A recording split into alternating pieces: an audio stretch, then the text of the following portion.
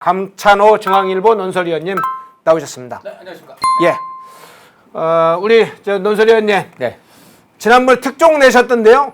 어느 특종을 말씀하신지 모르겠습니다. 특종이 많아서요? 특종이 두 개인데 여기 이제 두 페렌 개? 마이크에서 하나 했고. 그러네요. 그다음에 그러면 오늘 두 개 특종을 다뤄야 되겠네요. 제가 자화자찬하는 것 같아서 예. 너무 죄송스럽습니다. 그러면 여기 뒤에 유경수 여사의 지금 모습이 있으니까 그 부분부터 한번 특종을 다뤄보겠습니다. 예. 고 유경수 여사의 활동비 내역 네. 격리 장부가 공개됐죠. 우리 강찬호 기자님께서 사실은 공개를 한 내용입니다. 중앙일보에 아주 대특종으로 나왔던 기사였죠. 어떤 내용인지 좀 잠깐 소개를 먼저 해주시죠. 간단히 얘기하면 이제 내일 바로 모레면 8.15 78.15가 74년부터 기사 나면 50주년이 되는데 예. 이 74년 8월 15일 바로 광복절 이 기념식에서 유교사가 돌아가셨기 때문에 유교사 50주년이 됩니다. 이 50주년을 맞아서 제가 유교사를 수행했던 당시 청와대 행정관 그리고 이후 비서관으로 승진하신 김두영 비서관님을 제가 인터뷰했는데 네. 그분이 그 인터뷰하면서 그 기회에 50주년을 맞아서 그 본인이 직접 그 여사의 지시를 받아서 매일매일 여사의 활동비, 지금으로 말하면 특활비겠죠? 네. 특활비를 집행한 내역을 기록한 격리 장부 이것을 공개해 주셨습니다. 저희 중앙일보에 공개를 해주셨고 그래서 제가 이것을 기사로 썼고 그 격리 장부 내용들은 일부 아예 원본 사진을 찍어가지고 이제 이렇게 보도를 했는데 굉장히 많은 분들이 그 기사를 보고 참 배울 게 많고 또 여사 역시 언터처블이시다 이런 얘기들을 많이 해서 기자로서 굉장히 뿌듯함을 지금 느끼고 있습니다. 특히 보면 가장 큰 요점은 이겁니다. 여사는 두 가지 경로로 대통령한테 이제 돈을 받는데 하나는 대통령이 남편이니까 그 부인과 애들 그 이제 집안을 위해서 부인한테 당신은 다 가정주부니까요. 여성부인도 가정주부니까 이제 월급을 준 것이 있고 그건 사적으로 여사가 쓰셨고 그다음에 이제 영부인으로서 대외 활동을 하니까 그 활동에 필요한 경비 지금으로 치면 특활비 그걸 매달 약 20만 원씩 주시고 만약에 추가로 더 필요하면 그때 또 추가로 주고 뭐 이런 이제 이렇게 하셨는데 그 여사가 그럼 20만 원을 어디에 썼느냐 이게 그야말로 지금 감동인 겁니다. 정말 그 20만 원을 한 푼도 허투루 안 썼고 한 푼도 자기 사적으로 쓰지 않았고 모두 다 어려운 사람들 힘든 사람들을 위해서 다 썼다. 이제 그게 그 당시는 이제 컴퓨터나 이런 것도 없었으니까 그 김두영 비서관이 매일매일 여사의 지시에 따라서 그 특활비를 집행하면서 집행 내역을 뭐 가계부처럼 이렇게 다 장부에 적었고 이거를 매번 이제 일정 기간마다 여사한테 보여드려 갖고 이제 여사의 또 감수도 받고 이제 이런 식으로 해서 쭉 본인이 갖고 있었던 거예요. 그게 이른바 특활비 장부인 거죠. 그거를 공개했습니다. 지금 저 떠 있는 저게 이제 한번 크게 띄워 줘 보시겠습니까? 저것이 72년 6월. 자, 김두영 72년 6월이라고 써 있네요. 네, 김두영 비서관은 71년부터 74년까지, 71년 9월부터 74년 8월까지, 그러니까 딱 3년간, 3년간 여사를 모셨습니다. 그 전에도 3년 정도 박 대통령하고 유경수 여사하고 다 친분이 있고, 그 3년 동안 사람 됨됨이를 눈여겨보신 두 분이 바로 김두영 비서관을 채용한 거예요. 그러니까 이 박 대통령 내외는 이 자신들을 수행할 이런 부하들을 함부로 쉽게 채용하지 않았습니다. 사람을 오랫동안 지켜보고 괜찮은 사람이다. 이렇게 판단이 될 때만 썼습니다. 그래서 그렇기 때문에 그 무슨 청와대 내부에 뭐 우리로 치면 지금은 뭐 문고리니 십상시니 이런 논란이 없지 않습니까?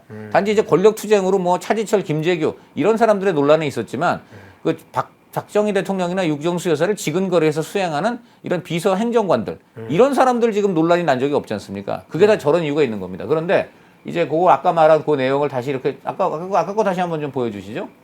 한번 그거 다시 한번 다시 한번 확대를 해주세요. 그걸 좀 크게 띄워주시겠어요? 자, 이렇게 보시면 저기 나옵니다. 조때가 72년 6월에 조때는 이제 30만 원. 저때 아마 이제 여기저기 들어가는 돈이 많아서 30만 원 받으셨는데 그 이후를 보시면 달이 바뀔 때마다 7월 8일 날 2만 원. 그다음에 저 해를 넘어서 다시 언제죠? 저거는 72년 11월인가요? 역시 20만 원. 11월 12월 두 개네요. 다 20만 원. 그리고 저기 72년 7월도 20만 원. 다 그렇게 나오죠? 예. 그러니까 매달 초에 20만 원씩 받으신 거예요. 그럼 20만 원을 이제 어떻게 하느냐? 그 수표로 받습니다. 대통령이 수표를 줘요. 그럼 여사는 수표를 받자마자 바로 김두영 비서관한테 줍니다. 자기가 넣지 않아요. 김두영 비서관한테 주면 김두영 비서관은 또 바로 총무비서관실에 가가지고 총무실이라는 데가 이제 청와대 재정 국간직이니까 거기에 다시 줍니다. 그럼 총무비서관실에서 은행 같은 걸 통해서 20만 원을 현금으로 줍니다. 그럼 현금을 김두영 비서관은 그대로 받아서 김두영 비서관 책상 서랍에 넣습니다. 그러면 그 다음 날부터 여사가 이제 그 돈을 어떻게 써라 매일 아침에 지시가 내려오는데 그 지시는 어떻게 내려오느냐? 그 전날 매일 여사한테 3, 40통씩 오는 민원 편지. 그 민원 편지를 바탕으로 그 여사 수행하는 김두영 비서관하고 그리고 여비서가 2명 있어요. 한 분은 통역이고 또 한 분은 여러 가지 이제 의정 같은 거 여성으로서도 좀 이제 수발해야 되는 거 이제 이런 거 하는 거죠. 지금 화면에 보이는 분이 저분이 이제 김두영 전 비서관이군요. 비서관님이신데 저분이 이제 40년생이어서 올해가 84세예요. 84세인데 굉장히 정정하십니다. 그러니까 그러네요.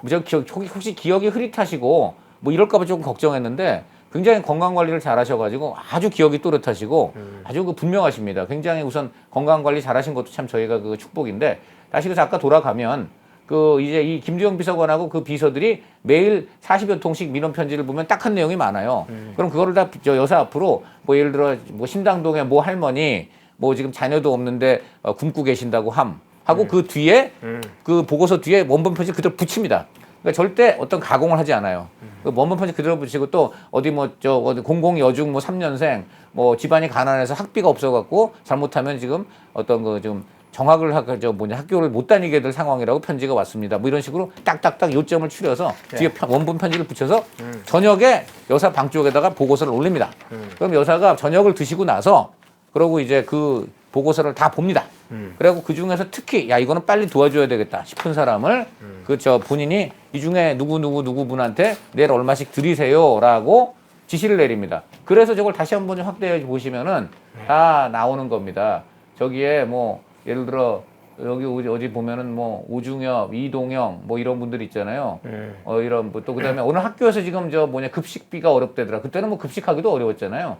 그래서 그런 것들 또 이제 이런 것들이 다 나옵니다. 그리고 거기 보면은 정바가 부모회라고 있는데 매달 2만 원씩 꼭꼭 보내주세요. 이제 정바가라는 게 정신박야가 지금은 저 표현을 안 쓰는데 저 6월 30일로 돼 있는 예.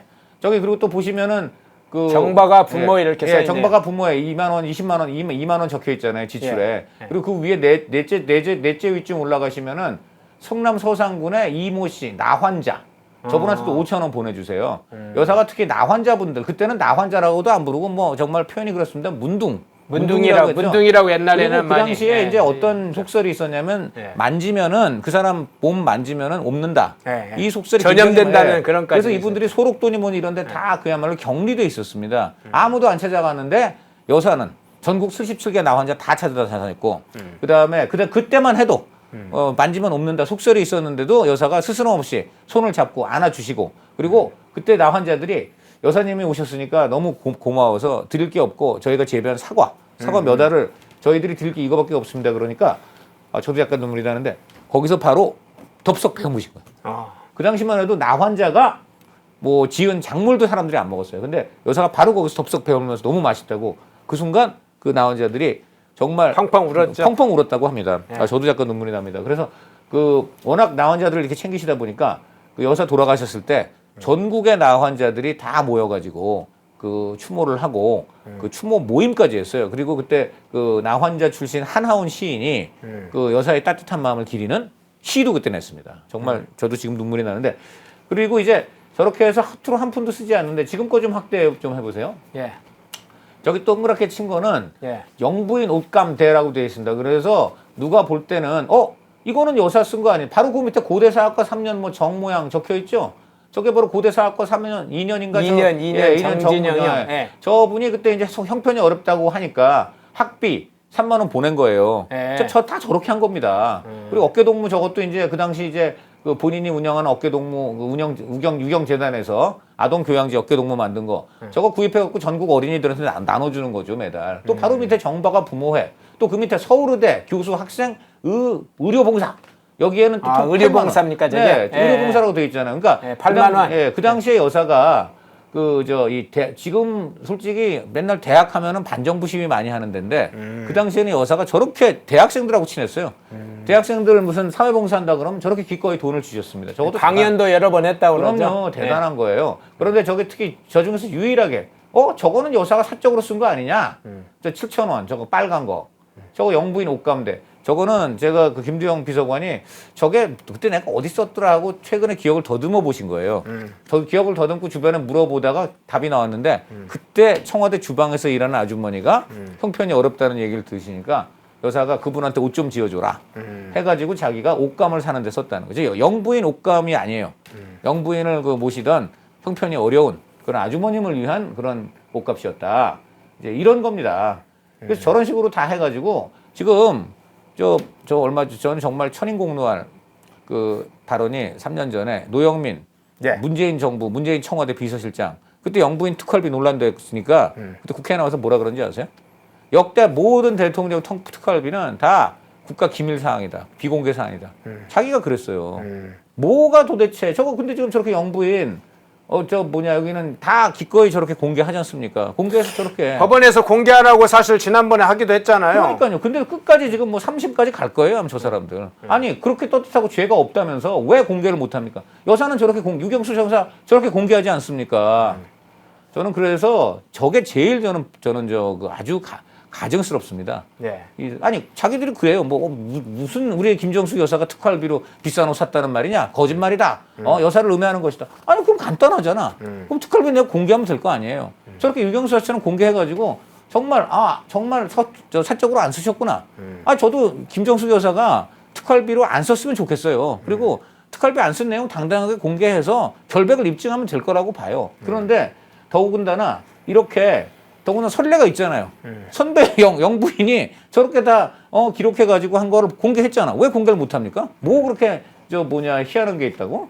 저는 그래서 이런 이번 기회에 유경수 여사 50주년 맞았으니까 그 후배 영부인들 다 특활비 공개하자 이거예요. 뭐가 본인들 다 그러잖아. 지금까지 다들 특활비 다 좋은 데 썼다고 본인들 그러지 않나요 지금?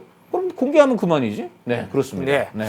자, 그의 뒷부분 쭉 이어서 해볼 텐데요. 네. 사실 그간에 이제 유경수 여사 일화에 관해서는 중간중간에 사실 일부 알려진 게 있죠. 앞서 얘기했던 나환자 관련된 부분도 그렇고 네. 한강에 폭우 태풍이 들이쳤을 때 네. 그래서 고립된 지역에 사실상 섬과 같이 고립된 지역에 네. 뚝섬 지역으로 기억을 하는데 거기에 그렇습니다. 네. 배 타고 가가지고 의료품도 전달하고 같이 그렇습니다. 위로하고 네. 그랬지 않습니까? 근데 이번에 야 그것만이 아니고 네. 그간의 행적들 중에 유경수 여사가 애민 정말 네. 평소에 주민들이나 나환자 같은 환자들까지도 삼켰을 뿐만 아니라 네.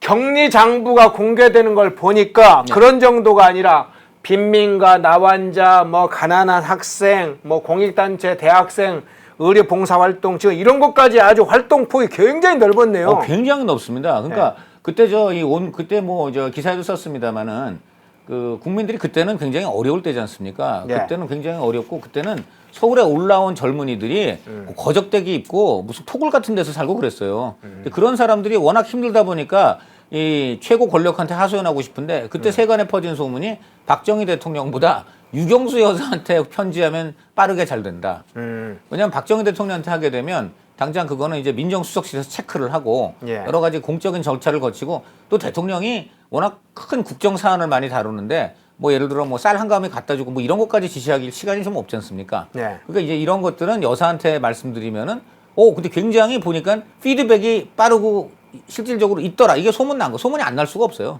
다 소문 때문에 되는 겁니다, 저게. 그러니까는 그 당시는 이메일도 없고 하니까 그 국민들이 그렇게 40여 통씩 편지가 오는 거예요. 그럼 여사가 또 그걸 일일이 다 챙긴 거예요. 그 중에 근데 두 가지는 뺐습니다. 하나는 무슨 자리에 취직시켜 주세요. 쉽게 말하면 인사청탁. 그 다음에 또 어디 제가 사업이 이게 정말 우리 나라에 좋은 사업이니까는 우리 청와대에서 융자 좀 알선해 주세요. 돈 땡기는 거죠, 이거. 이런 어떤 자금 로비. 이 두 가지는 아예 원천 배제. 그렇게 하고 누가 봐도 정말 어렵고 힘들고 마지막 지푸라기라도 잡으려고 여기 청와대 여사한테 구원의 손길을 요청하는 정말 그야말로 민초들. 그 민초들의 편지를 다 모아보고 이거는 단 한 통의 편지도 그 비서들이 버리면 안 됩니다. 다 무조건 100% 요약을 하고 원본 편지를 반드시 붙여서 왜냐하면 혹시라도 또 비서관들이 뜻을 곡해할 수도 있기 때문에 원본 편지를 반드시 붙여서 여사가 원본 편지를 보고 평가할 수 있게 이렇게 시스템을 만들어 놓은 겁니다. 그것도 대단한 거예요. 그래서 근데 여사가 또 저녁 먹고 나서 꼭 다 보셨다는 거고 아침에 보면 그중에서 특히 가장 시급하게 도와야 될 사람을 딱딱딱 보고 지시 사항을 내려 보내는 거예요. 김대웅 비서관이 출근하면 책상에 딱 놓여 있어요. 어제 보고한 사람 중에서 누구 오늘 가서 하세요. 그럼 김대웅 비서관이 책상 서랍을 열어서 여사가 말씀하신 대로 그 해당 액수를 짚는데 이때 또 포인트가 그 돈이 빳빳한 신권. 빠다시가 아닙니다. 보통 대통령실에서 나왔다 그러면 전부 빠다시잖아요. 저도 뭐 빠다시라고 합니까? 이른바 금일봉에 예, 예. 빳빳한 빠다시 또는 뭐 쎄빠빠 누군 그렇게 얘기하는데 예. 이거 만지면 벨 정도 있잖아요. 근데 그 순간 무슨 느낌이 들어? 야, 이 돈 내가 써도 되나 좀 이런 느낌 들잖아요. 그렇죠. 예. 아, 이거 그냥 내가 집에 가보로 좀 부담스럽죠. 부담스럽잖아요, 이게. 예. 이게 또 나쁘게 보면 내가 너에게 시혜를 베푼다. 약간 옛날 느낌. 그리고 지금 그거 제일 대표적인 게 뭐 관봉권 아예 딱 돈 줄 때 딱 거기 한국은행 관봉 띠지까지 하면 더 권위적이잖아. 야, 이거 막 한국은행에서 바로 풀린 최신권을 주신 거구나. 뭐 이러면 이게 오 이런 건데 여사는 이제 그 부담이 갈까봐 일부러 어느 정도 유통이 된 헌돈을 줬다는 겁니다. 아, 그렇게 섬세했단 말이죠? 그렇죠, 그렇죠. 네. 그거를 직접 그 김정은 비서관이 네. 다 그렇게 했다는 거죠. 그래서 우리 이제 논설이 형께서 인터뷰 내용 중에 이 내용도 있더라고요. 김두영 비서관한테 질문한 내용 중에 김두영 비서관께서 네. 여사는 저렴한 국산 옷감을 구해 손수 디자인한 뒤 양장점에 맡겨 지어 입었기 때문에 특팔비 논란이 날 수가 없었다면서 그렇죠. 큰딸 박근혜 영애가 대통령 특사로 하와이를 방문했을 때 본인이 입던 한복을 입게 했다. 이런 내용도 있더라고요. 그렇습니다. 그 네. 우리 저 박근혜 그때는 영애죠, 영애. 네. 그때가 박근혜 영애가 불과 21살인가 그랬어요. 52년생인가 그러시잖아요. 그래서 네, 네. 그분이 그 불과 52년 11월 이제 연말생으로 이제 제가 알고 있는데 그러니까 73년이면 갓스물이에요. 갓스물인데 이분이 그때 그 대통령하고 이제 여사가 바쁘니까 그때 하와이 70주년 행사가 있습니다. 하와이 70주년 행사가 상당히 의미가 큰 겁니다.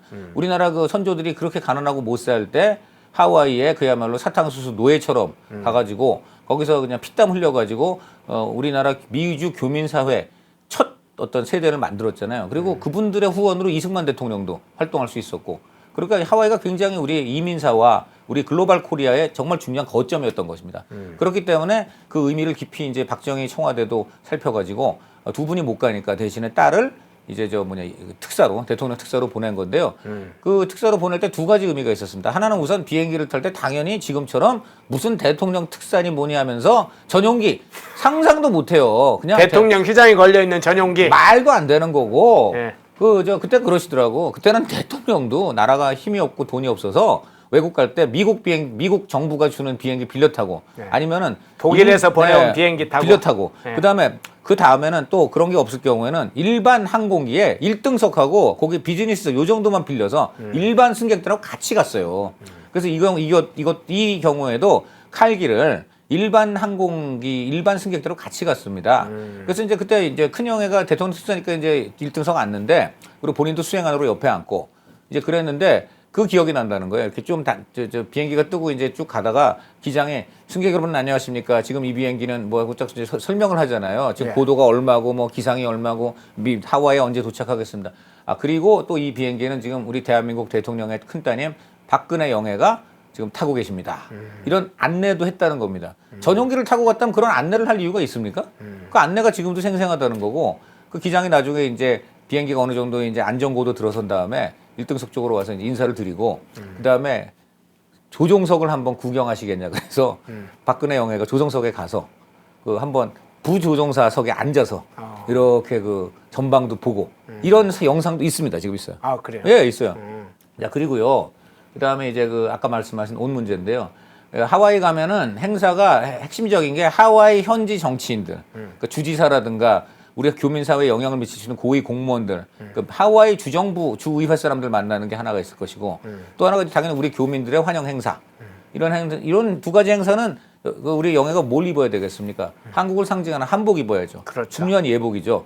이 예복을 그러면 당연히 요즘 같으면 또 그걸 위한답시고 그걸 명분으로 또 잔뜩 어디서 땡겨서 갈 가능성도 있는데 수백 벌 의상이 있어도 또 입고 만들어. 그런데 그러니까 그렇죠. 행사마다 보면 바뀌니까 말이죠. 근데 이 경우는 김주영 비서관이 그때 수행을 했는데 놀랐대요. 지금 연단에 오른 우리 박근혜 영예의 한복을 보니까 내가 익히 보던 여사님 옷이네? 이렇게 된 거예요. 뭔가 그랬더니 유 여사가 한복 몇 벌 딱 본인 거 그 손수 재봉틀을 돌려가지고 이 기장 유경수 여사가 박근혜 영예보다 키가 큽니다. 그래서 그 기장을 맞춰가지고 그래갖고 따라 거기 가가지고 이 행사엔 요거 입고 이 행사엔 저거 입고 해서 적어줘가지고 딱 유경수 여사 한복을 재활용한 거예요. 어머니 한복을 딸이 재활용한 겁니다. 재활용. 그래가지고 그때 놀라운 사진을 일이네요. 보면은 그때 영상 다 있어요. 저도 그래서 확인했습니다. 확인했더니 정말 보니까 그 젊은 여성이 입기에는 약간 고전적인 느낌이 나는 한복이고 예. 두 번째는 품이 약간 커요. 어깨 같은 데가 약간 더 늘어진다든지 이게 약간 김정 비서관이 그 얘기 하더라고요. 좀 커 보인다고. 그게 다 그런 겁니다. 그리고 이제 또 하나가 그 제가 상암동에 박정희 대통령 기념관이 있습니다. 거길 가보면 유경수 여사 기념 코너도 있어요. 이제 그 앞에서 제가 사진을 찍자고 해서 찍었는데 그 거기 가면은 유경수 여사가 한복 말고도 양장도 입는데 70년대 양장 기억나실지 모르겠습니다만 우리 어머님이나 뭐 고모 이런 분들 입었던 여기 땡땡이 그 물방울 큰 거 있죠. 그런 옷들이 거기 전시되어 있는데 날렵하게 이렇게 좀 우아해요. 네. 근데 그걸 딱 보면서 그래요. 저 옷이 무슨 옷이냐면 여사가 저렴한 국산 옷감을 손수 구해서 저렇게 디자인해가지고 자기가 아는 양장점에 맡겨서 그래서 나온 옷이다. 그러니까 무슨 뭐 고급 상표, 명품, 특활비 논란이 나올 수도 없고 심지어는 그 양장점 괜히 선전해주면은 또 이제 오해를 받을 수 있으니까 양장점이 어디다 이것도 안 알리고 그렇게 해서 했다는 거예요.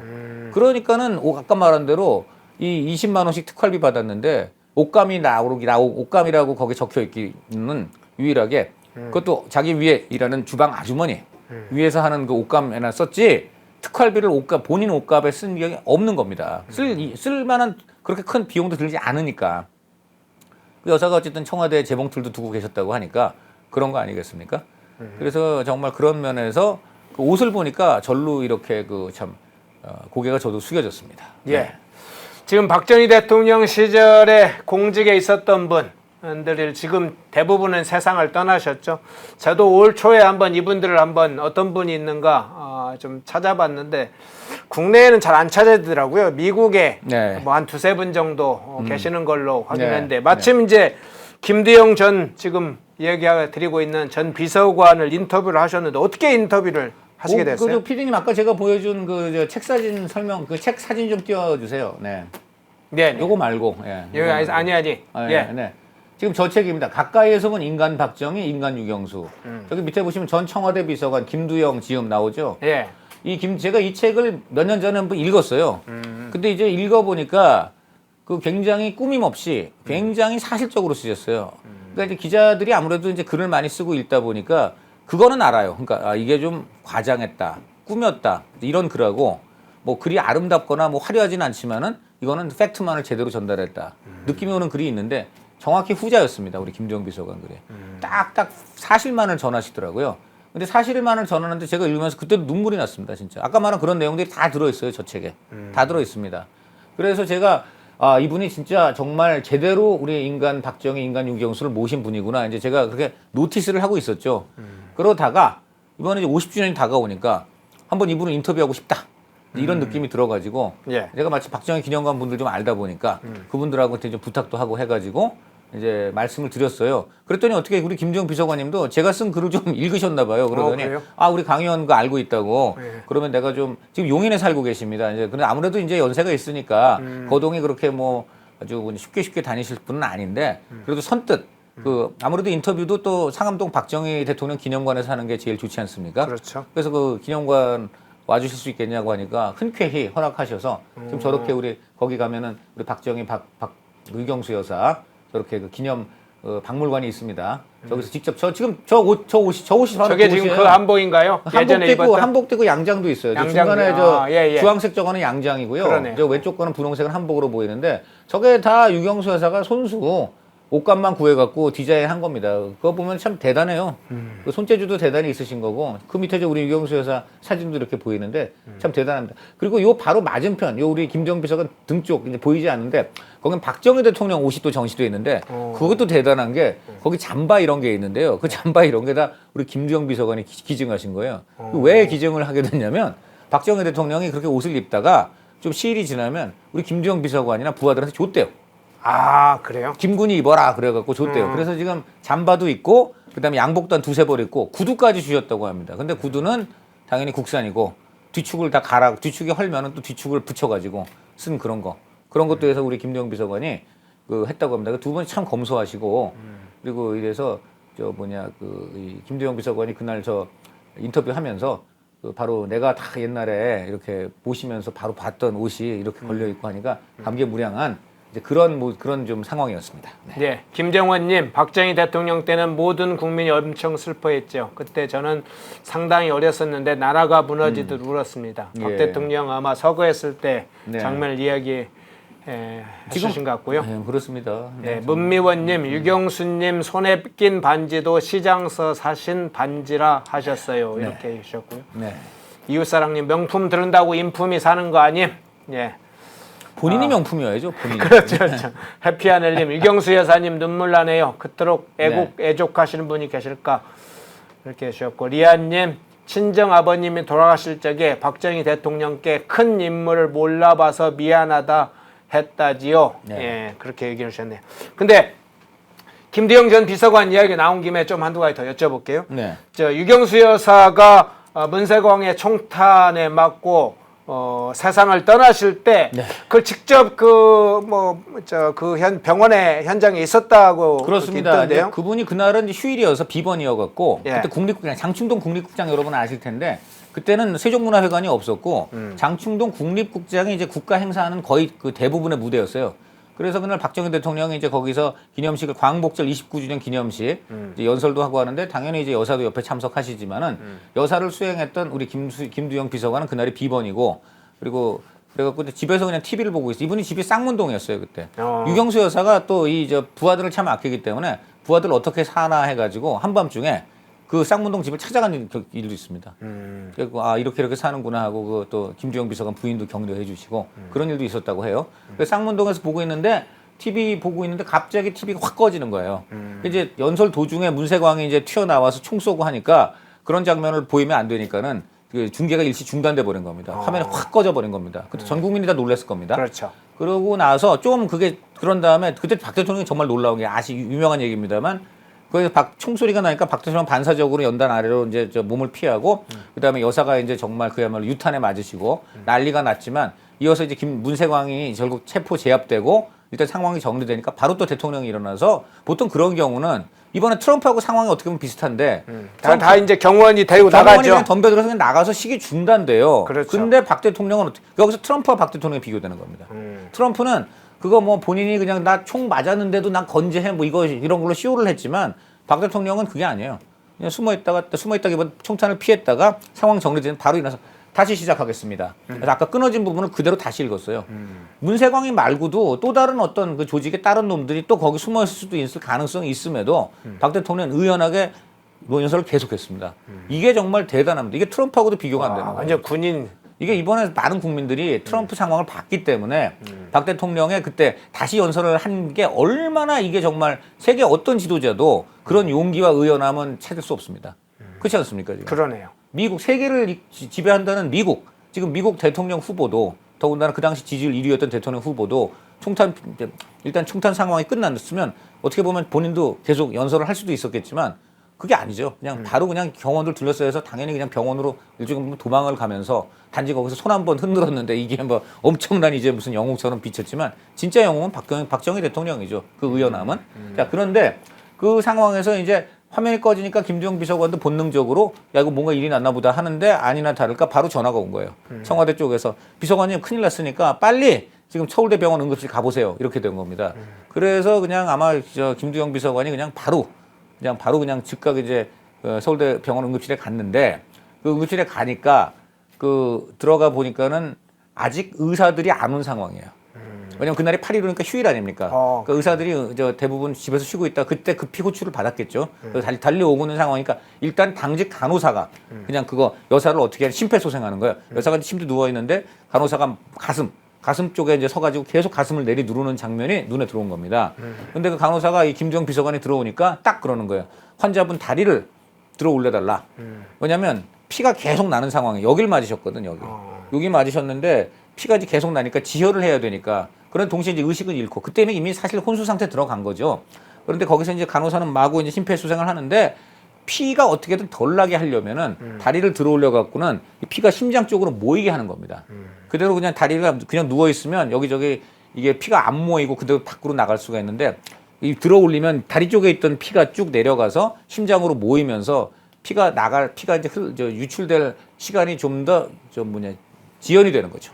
그렇기 때문에 그러니까 그 얘기 듣고 그냥 김정은 비서관이 정신이 없어갖고 여사 두 발을 드는데 양 발목을 잡는 거예요. 두 양 발목이 다리가 이렇게 놓여 있으면 여기 발목 버선 씨는 발목을 딱 잡고 들어 올리면서 그대로 계시라는 이제 간호사 지시에 따라서 이렇게 들고 이랬으니까 여사 얼굴이 바로 정면으로 보이잖아요.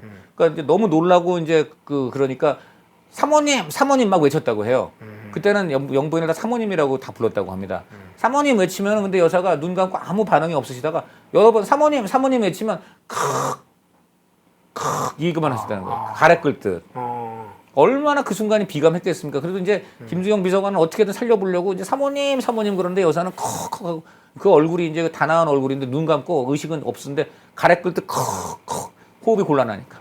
이제 그러고 한 2, 3분 그러고 있는데 이제 의사들이 달려 들어와서 빨리 이제 응급실로 모시게 되니까 이제 김두영 비서관 할 일은 거기서 끝난 거죠. 이제 응급실이 아니라 수술실로 가는 거지. 그래갖고 이제 그 순간 간호사가 그 상황에서 여사 그 팔에 있던 반지 그걸 이제 뺐기 때문에 그 반지를 김정은 비서관한테 줬고 그다음에 여사 이마에서 튀어나온 머리뼈 요만했다고 합니다. 요만. 머리뼈가 있어요? 여기 머리뼈가 튀어나왔어요. 총 맞았으니까 구멍이 나면서 머리뼈 튀어나온 거예요. 이마뼈가. 그래서 요 정도 됐다고 합니다. 요거를 그래서 김정은 비서관이 주머니에 넣고 거기서 대기하고 있는데 그때 박 대통령이 이제 식을 다 마치고 온 겁니다. 그게 때 대단한 거죠. 식을 다 마친 그때 온 거예요, 박 대통령이. 근데 박 대통령을 워낙 지근거리에서 모신 김정은 비서관이니까 박 대통령 얼굴을 잘 알잖아요. 근데 지금도 그 순간을 영원히 잊을 수 없다고 해요. 왜냐면 평소보단 박 대통령이 아닌 거예요.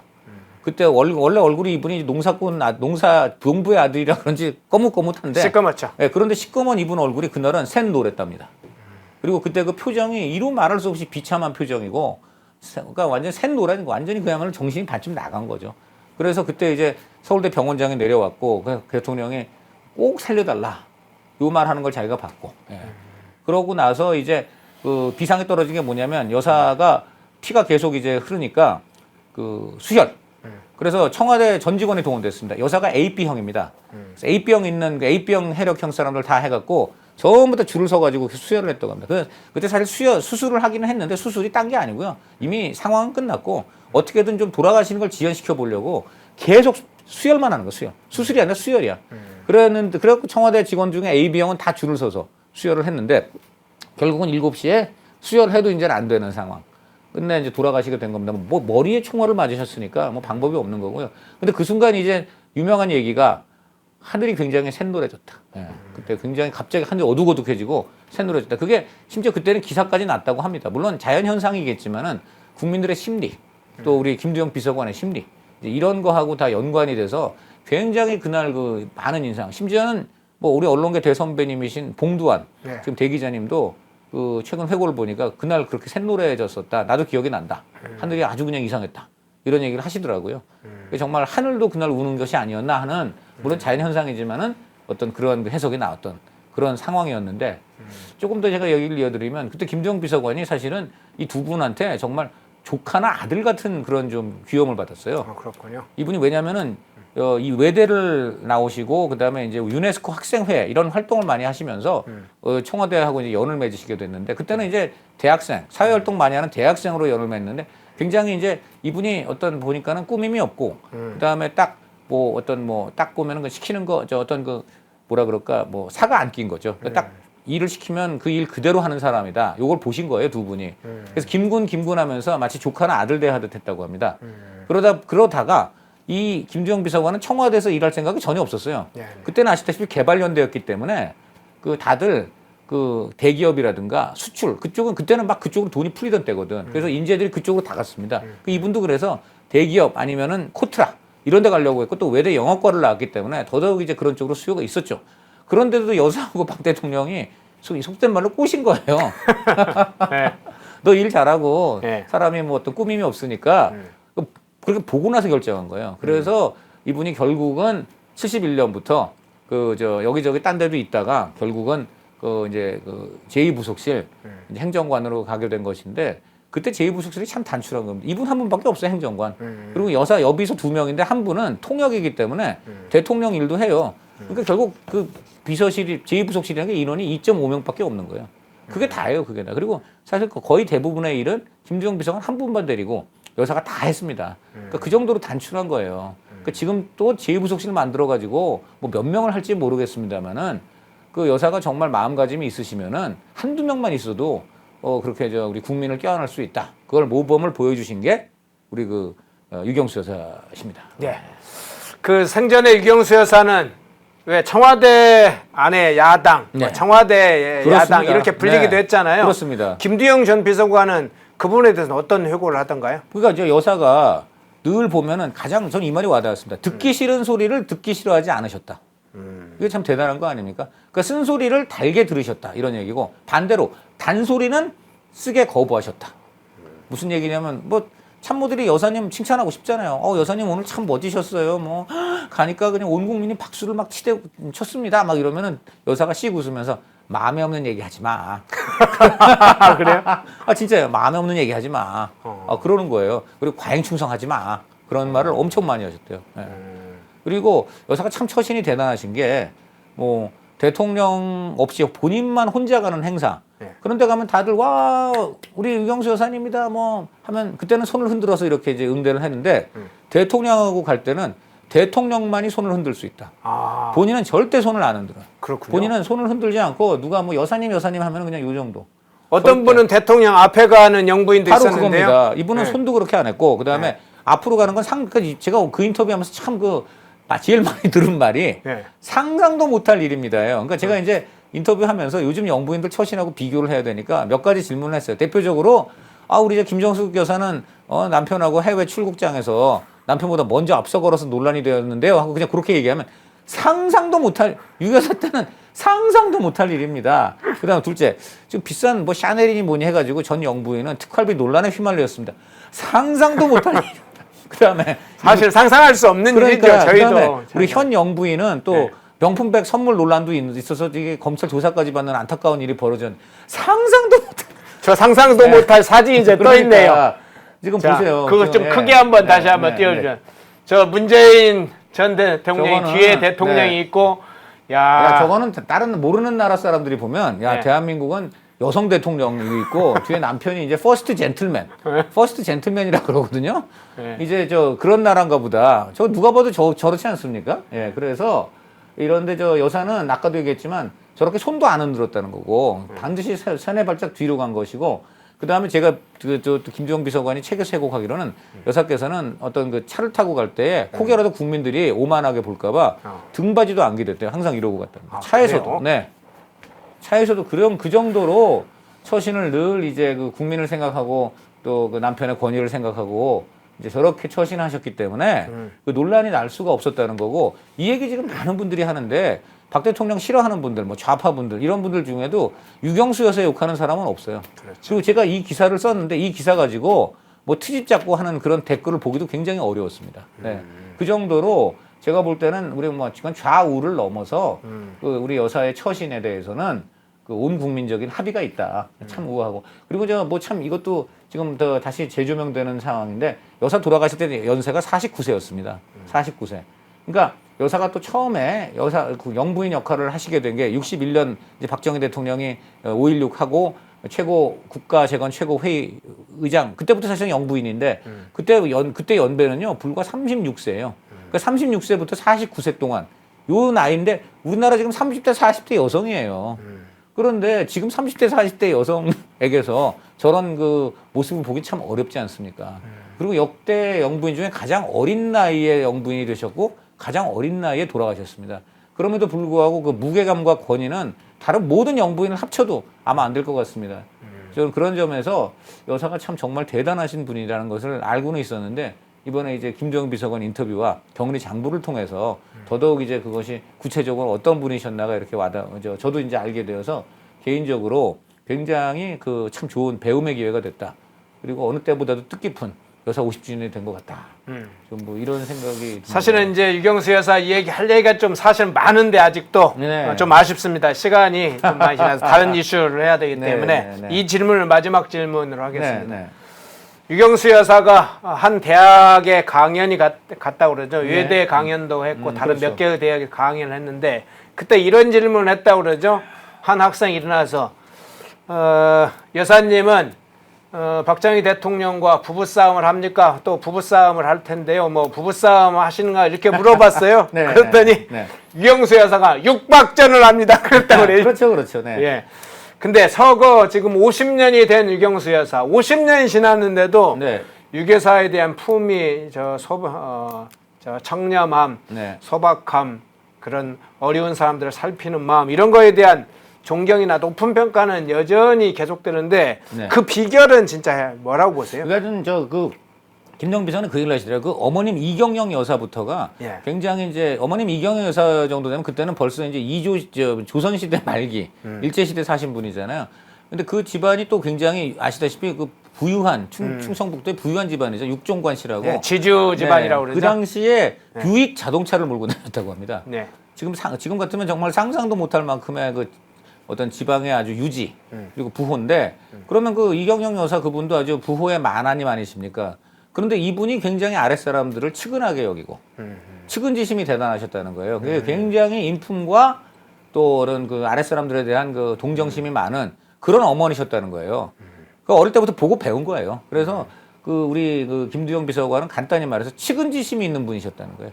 늘 어려운 아이들, 그 어려운 환자들. 아까 얘기했던 나 환자는 그렇게 기꺼이 손을 저는 정말 그걸 보면 지금도 눈물이 나는데 유경수 여사 돌아가실 때 유튜브에 여러분 보시면 그 지금 KTV 국립영화 제작소에서 유경수 여사 국민장 네. 그 쭉 중계 요약한 그 영상이 있습니다. 한번 꼭 좀 보십시오. 거길 보면 그 청와대 중앙청 그땐 중앙청이잖아요. 딱 그때부터 이제 거기 추모 인파가 모여 있는데 누가 시켰겠어요? 그런데 정말 지금 보면 세종로를 나중에 그냥 다 덮었습니다. 수많은 사람들이 나와서 땅을 치고 울어요. 진짜 웁니다. 진심으로 우는 거예요. 그리고 전국의 나환자들이 다 그 지방에 설치된 빈소에서 정말 그 영상을 보면 솔직히 말해서 좀 보기 어려운 분들이죠. 여기 뭐 코가 좀 없고 막 이런 분들이 거기 잠깐 보입니다. 근데 그분들이 눈물을 흘리면서 저도 눈물이 나는데 어쨌든 눈물을 흘리면서 추모를 해요. 저는 그것을 볼 때 여사가 진심으로 그분들을 그 껴안고 그 함께 했기 때문에 그분들이 자발적으로 그렇게 여사 장례식 때 오지. 그것도 8월 15일 땡볕 아닙니까? 다 그렇게 그 땡볕에 그 서울 시내 그 아스팔트 거기에 다 그 땅을 치고 울고 그게 다 그런 거 아니겠나 생각합니다. 네. 눈물이 나네. 자, 유경수 여사 서거 50주년을 맞았습니다. 마침 유경수 여사와 관련된 격리장부가 공개되면서 유경수 여사가 어떤 삶을 사셨는지 청와대 안에서 정말 영부인으로서 지금도 존경받는 이유, 수많은 영부인이 전직 영부인이 있습니다만은 정말 김정숙과는 비교할 수 없는 그 품위와 어떤 모습을 보여서 그걸 좀 직접 특종으로 취재해서 보도했던 강찬호 논설위원님께 좀 자세히 여쭤봤습니다. 다음 기회에 또 되면 좀 추가적으로 여쭤볼게요. 굉장히 좀 많은 것들이 있었는데 좀 다 다루지 못함을 아쉽게 생각합니다. 다른 이슈로 좀 그렇습니다. 가보겠습니다. 모두가 숨죽이고 침묵하던 시절 펜앤마이크는 앞장서 자유와 민주를 외쳤습니다. 자유파 정권 탄생을 위해 싸웠습니다. 2024년에도 펜앤마이크는 쉼없이 달려갑니다. 민주주의 체제수호의 선봉이 되겠습니다. 왜곡된 대한민국 역사를 바로 세우겠습니다. 2024년에도 펜앤마이크를 응원해 주십시오.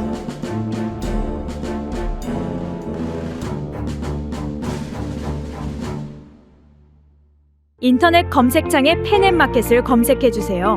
펜앤마켓은 펜앤드마이크 구독자분들을 위한 종합 쇼핑몰로 좋은 상품으로 온라인 최저가를 목표로 하는 마켓입니다. 많은 관심과 사랑 부탁드립니다.